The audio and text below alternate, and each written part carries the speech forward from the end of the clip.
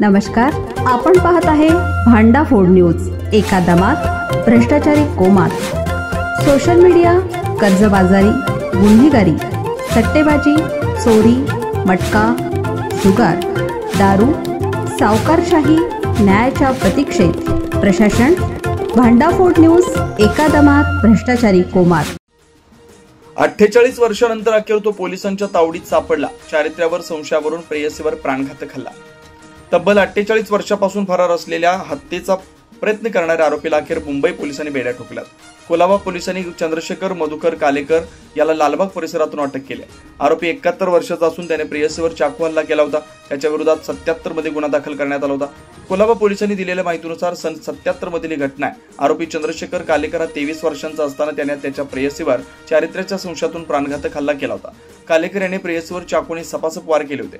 कोलाबा परिसरात ही थरारक घटना घडली होती। पोलिसांनी आरोपीला अटक केली होती, मात्र नंतर त्याची कोर्टातून जामिनावर सुटका झाली। मात्र जामिनावर बाहेर आल्यानंतर तो कोर्टाच्या तारखांना एकदाही हजर झाला नाही।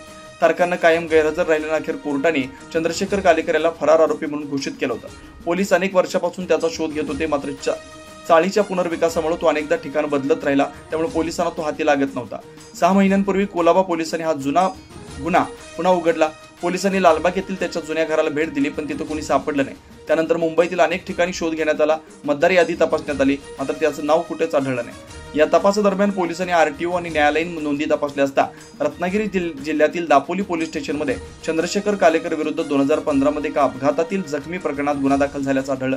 त्या माहितीच्या आधारे कोलाबा पोलिसांची टीम त्यांच्या घरापर्यंत पोहोचल्याने त्याला बेड्या ठोकल्या। अचानक पोलिसांना आपल्या दारात पाहून 71 वर्षीय कालेकर काही क्षण स्तब्धच झाला।